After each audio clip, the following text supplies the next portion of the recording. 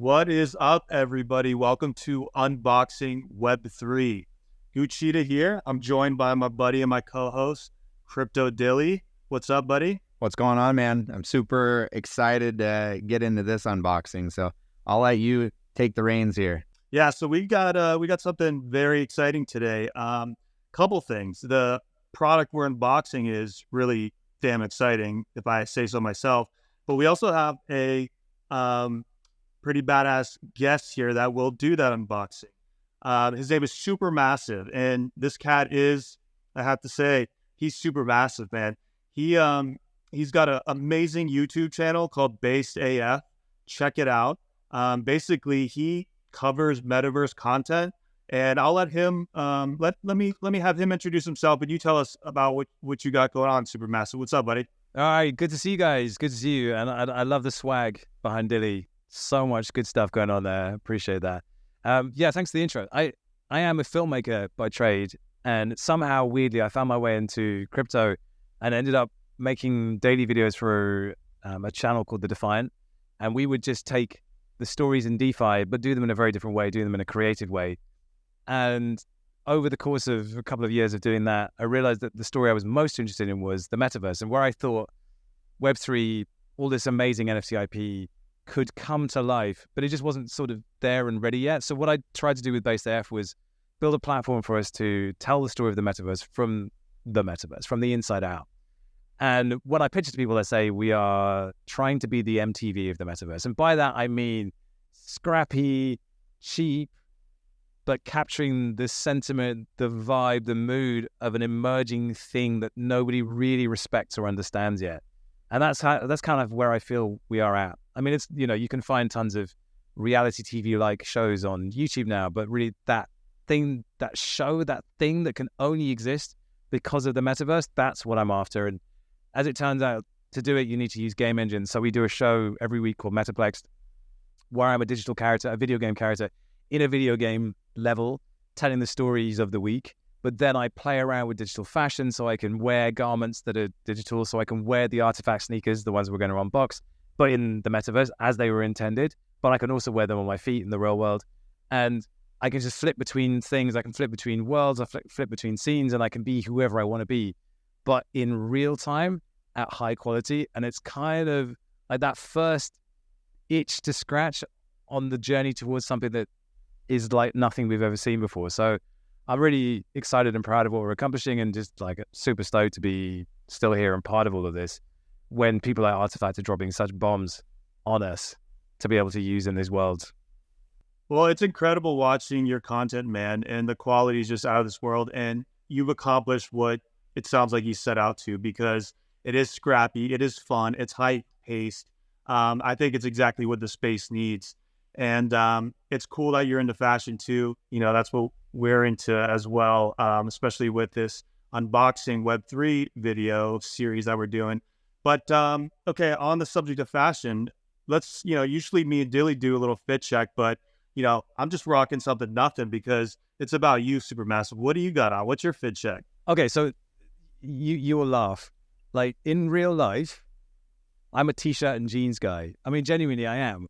But for some reason, the digital version of myself is really excited about clothes. And that version of me got me hooked into just like a different side of myself that I was not expecting. So I'm rocking, this is a DGAF, that's our own brand at the Baseheads. That's our own brand of clothing. So we have a bunch of different brands in our world. We have an instant foods brand. We have something called Headcrank, which make headphones. We have a bunch of different brands in our quote-unquote metaverse called Trashland. And DGAF is our clothing brand. So we have characters in our world that wear these clothes. And so we try to build and make this thing ourselves for real. Like, it's an asymmetric hoodie. Oh, whoa. It's an asymmetric hoodie. So it's got some weird details on it, and you can see we've got the DGAF logo on here. So this is a prototype at the moment. And like, there you go, Baseheads logo. We didn't just want to make a regular hoodie because we're idiots. We could have just made a regular hoodie and put up the logo on it, and it would have been super easy, but we didn't want to do that because that would be too easy. So we made this asymmetric hoodie with all these weird details in it. It teaches you a lot, because making garments is hard, getting prototypes done. is hard. So that's kind of what I'm rocking at the moment. But if I hadn't been rocking this, truth be told, I would have been rocking the Undead varsity jacket, which is just stone cold awesome. I have it in, I mean, I can show it if you want to see it. I don't know if you guys have it. Well, why don't we say that for next time we have Save you it for on? next time. Because here's something important to point out is, I mean, SuperMassive, he gets those rares, man. Do you know what that is, though? Do you know what that is? It's not because I'm rich. It's because I was a journalist covering these stories and like tracking early Twitter NFT people from back in the day. And I just caught whiff of this thing, Artifact, that was making shoes with an artist called Ferocious and a few other people that I knew of in the space. And they did this drop called Space Strip. And it was like these Among Us robots and things. And I just had this feeling that there was going to be something with them. And a few other people did as well. You never know. But I just collected a bunch of these. And it was basically March 2021 when the bottom had fallen out of the NFT market. It had gone up and it just died. Completely died. And so nobody was interested. No one was buying. And I started just collecting these things. I thought this was super interesting. So I got a ton of them. It then turned out that they were going to reward people who had these with favorable terms on clones. And that was basically how it all began. And it's just because I was just hanging out with the right people at the right time. So that's the story of how I got to the place where I could get the rares. And I've spoken to the Artifact team on a number of occasions, and I just think they're awesome. So I thought it was a fair bet to try and get hold of the whole set of AF1s, which is what I eventually did. It took me a while to get there, but I finally did it. And it seems like it was worthwhile.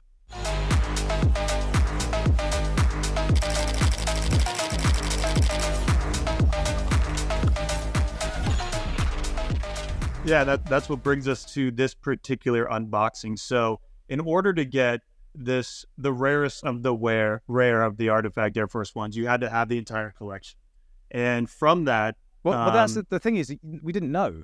So right. I for better or for worse, the completist in me was like, these DNA Air Force Ones have a chance of being like really desirable for a couple of different reasons. One is they're provably rare, which in sneaker world is tough to come by. So you can absolutely see on the blockchain not only how many was supposed to be minted, but how many actually were. So you can see the number that was stocked or set aside for stock, and then how many were actually forged. And secondly, if you have a collection and you have the NFTs that represent that collection, that's a museum piece, I think, anyway, right there. So that's kind of how I was thinking about it. So like when you look out a decade, I mean, these are snapshots in genesis of a $1 billion brand. That is the bet you're making. He's got other stuff going on. It's fine. You know, he pretends he's interested, but actually, really, he's just like, yeah, I'm just watching a soap opera over there. No, you're absolutely right. It's. I mean, does Artifact have the potential to be the biggest brand in NFT space? I think, yeah, absolutely. Of course it does. They've got Nike behind them. Let's not forget that. And so what they're able to deliver is something that the audience that they were catering to already likes. And it's just a different spin on that. So yeah, that's exactly the bet I was making. And it's not even because I wanted them to be a speculative item that I thought would be valuable. I just really liked them.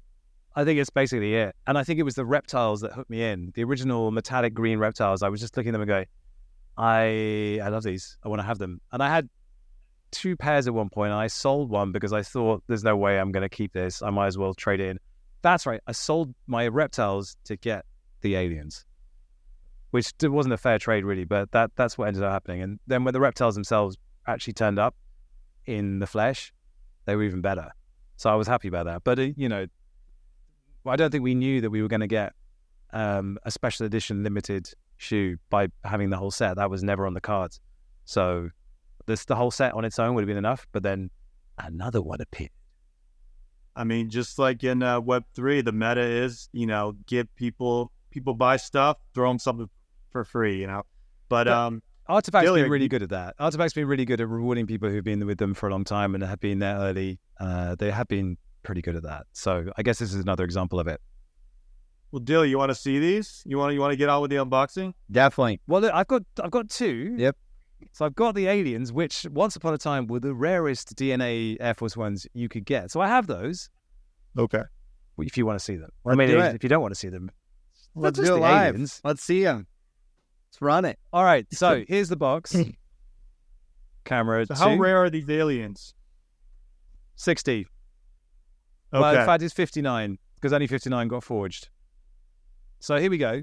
So the unboxing experience, Dilly's covered this already in detail. He knows the slide, the feel of the slide, the feel of the box.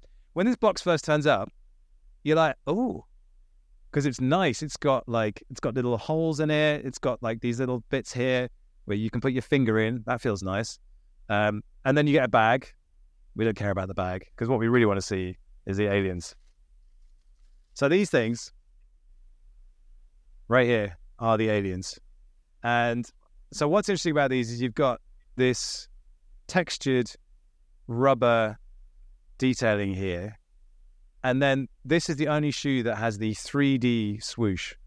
So it's got the 3D blade and the 3D swoosh. And that's the only one in the entire collection that has that.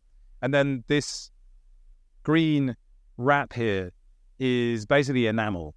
And that's completely bananas. So it's a very, very rare. I think it's the only Air Force One shoe in the entire world that has that specific wrap on it.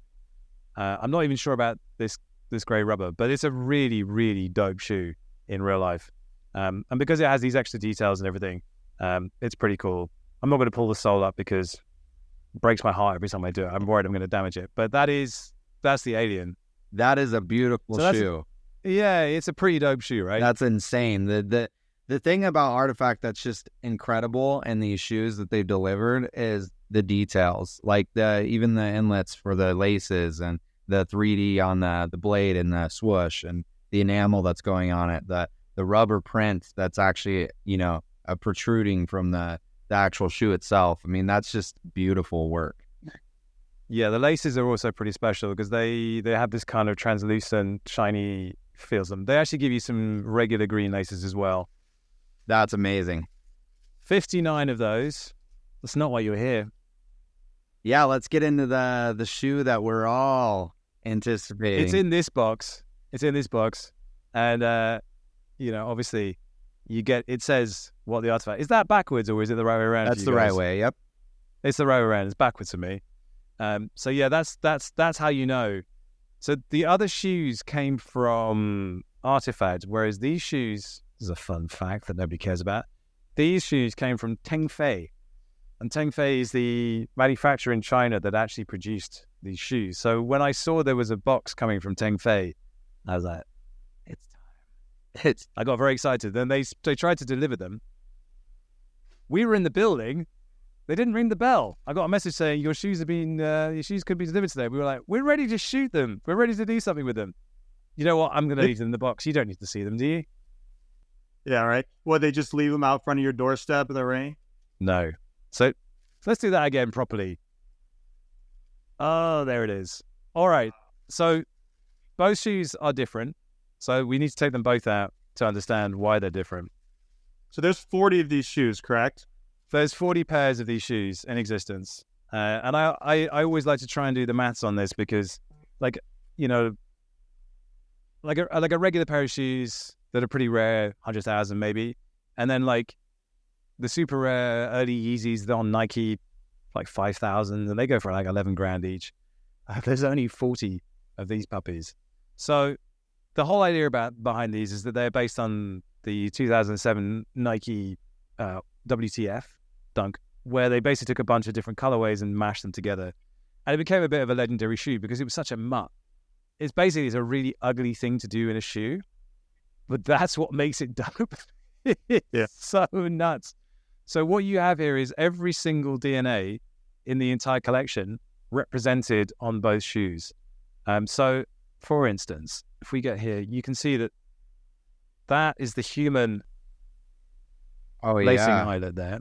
The canvas material. Yeah. And then here, this is the same materials you get in the Genesis And let's see if I can get it to focus properly. So it's this sort of shiny black you get in the Genesis shoes are just, I love them. I think they're so cool. Because they just have a real presence to them. And then you've got like this is the material on the reptiles. So that's the green lenticular. So as you change, if you move it in the light, it kind of catches and goes kind of different colors. Obviously got the Murakami toe. You've still got the 3D swoosh. And then that's the demon as well. And then if you look on the looks inside. like the sole is the alien, no? Yeah, the sole is the alien. Yeah. And then wow. I forget which one that is. I The think robot. Yes, I think you're right. Yeah.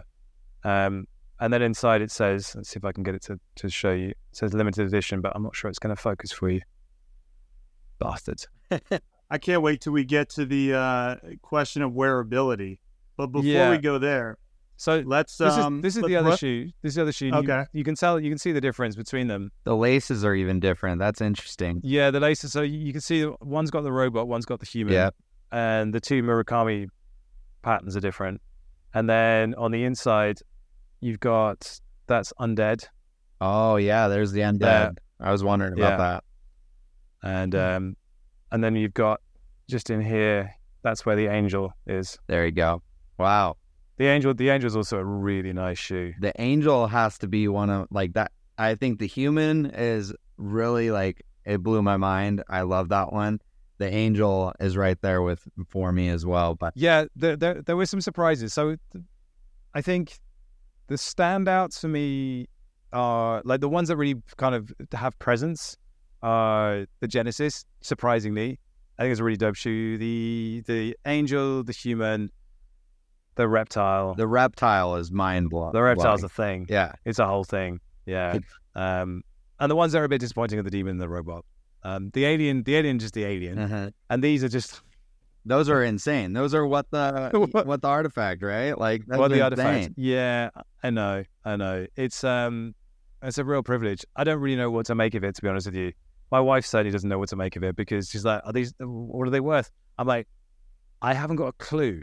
Genuinely. I've seen a pair of the Murakami DNAs for $25,000 on eBay, but like, you've still got to find someone to actually pay that. I don't know what a fair market price for these things is anyway. And at this point in time, I don't really care. But what I do love about this is that because I own the shoes and because I have the NFT as well, I can wear the digital version of the shoe anytime I like, which means I can put these somewhere safe and not worry about making a mess of them or doing something stupid with them because I can still rock them in a way that people can see and still be proud of, but without having to necessarily take the risk of them getting damaged. There's just one other detail you didn't see that I didn't show, which is on the back here. This is the only shoe that has this TMKK on it. That's the only one. Thank you for showing them. You deserve those epic shoes. Those are wild, man. Why don't we get into like a rapid fire on get your ratings on some categories? What do you think about that? Okay, yeah, let's do it. All right, so you've unboxed a lot of shoes, I imagine, in your life. How does the packaging stack up? So the packaging is decent. For a shoe like the What the Artifact, though, you feel like they should come in a metal case with a velvet cushion inside. So I would have to say for the packaging, it's common. Okay. To be fair. And then what about quality of those shoes? Oh, mythic. Epic. It's the top tier. Legendary. As high as it can go. Even. Yeah, legendary. Yeah. What categories are we using? Common, like epic, common, legendary, rare, uncommon, mythic, epic, legendary. legendary. It's legendary. Off it's the legendary. chart, legendary. Off the chart. Yeah. It's you. I mean, you know, like even just the less rare ones still slay. There's no weird stitches anywhere. There's no weird glue anywhere. There's no defects. No, these are proper.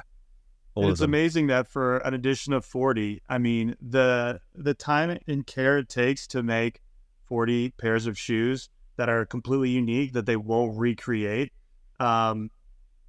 Like, it's just an immense amount of work to do that. And then to give them to their most loyal collectors. That's amazing. I know. All right, so we got legendary for quality. Yes.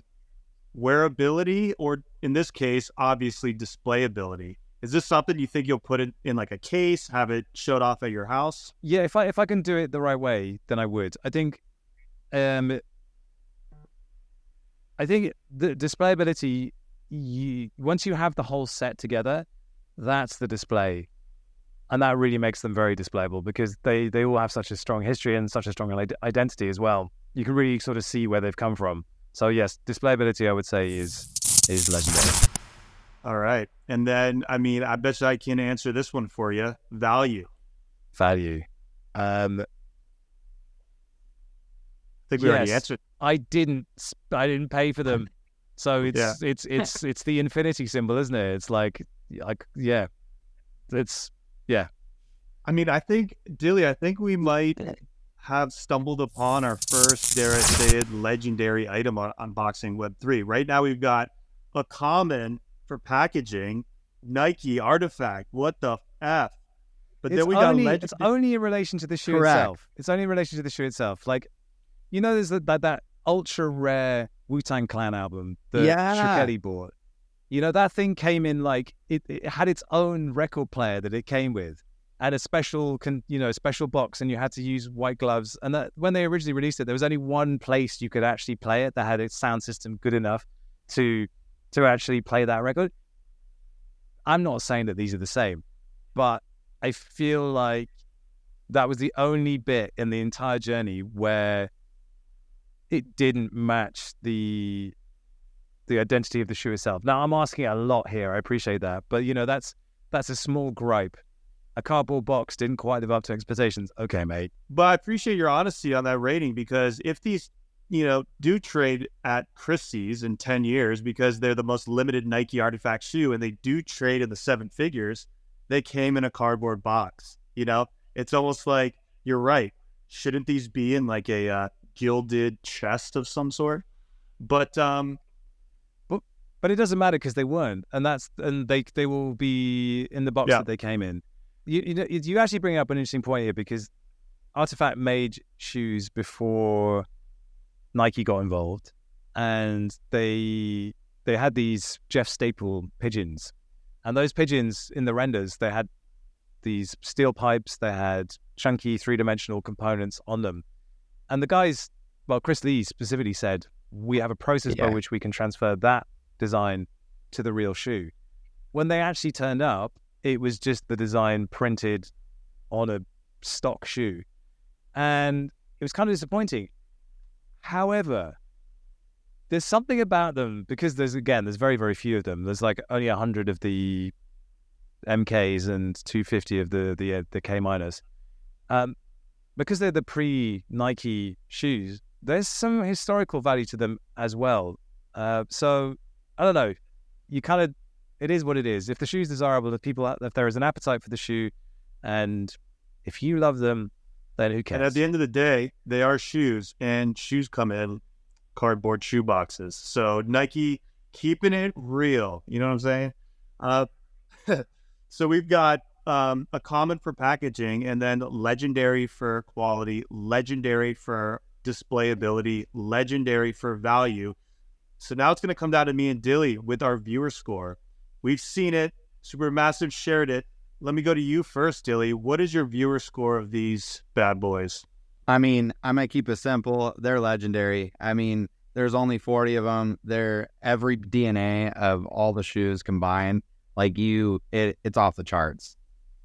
Yeah, I mean, I'm giving it legendary too. Unlike the other patchwork shoes that they did before, these actually also don't look like a Frankenstein in a sense. They look very cohesive and beautiful, like they're their own beautiful, pretty little shoe. I think the fact that they are a hodgepodge of all these different elements makes it just that much more like spunky and like, eye popping. Like it's the vivid colors that are insane.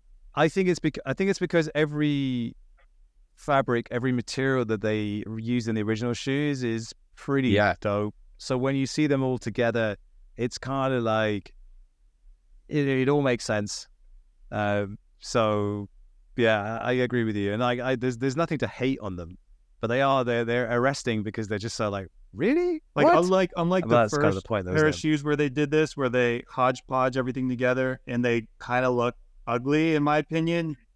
They do look Right. ugly. I think they do look learned ugly. from that. They took what worked from that, and then they improved upon it and actually made shoes that are beautiful in their amalgamation of all the different elements. So, well, shit, Massive. That was awesome, dude. Thank you for joining us and taking the time to show off those bad boys. It's been a real pleasure.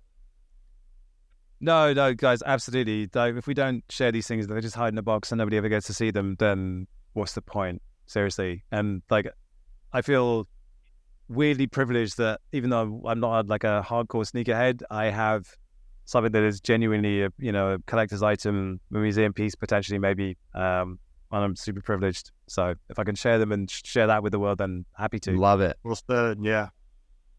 Well, you wanna round us out, Guccheetah? All right. Well, let's just drop that. Boom. What is it? It's legendary. Yeah, buddy. Well, I just want to say thank you guys for watching this episode of Unboxing Web3. Thank you for joining us today as a special guest, SuperMassive. We'll actually post your links on the page here as well. Go check out his YouTube channel. Go check out his projects that he's been working on.